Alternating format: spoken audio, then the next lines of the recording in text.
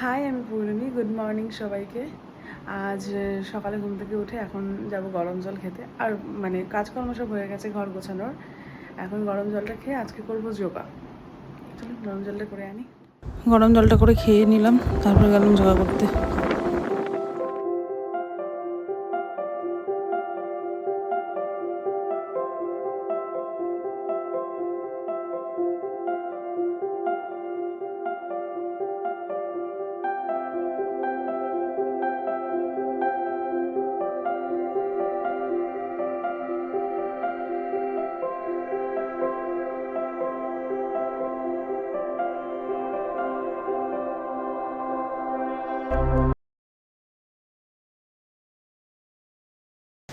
Exercise করে fresh হয়ে একটু দুধ ওটস নিয়ে বসে পড়েছি। এমনিও দেরি হয়ে গেছে, তার মধ্যে কিছু ড্রাই ফ্রুটস দিয়ে নিলাম। এটাই ব্রেকফাস্ট আজকে আমার।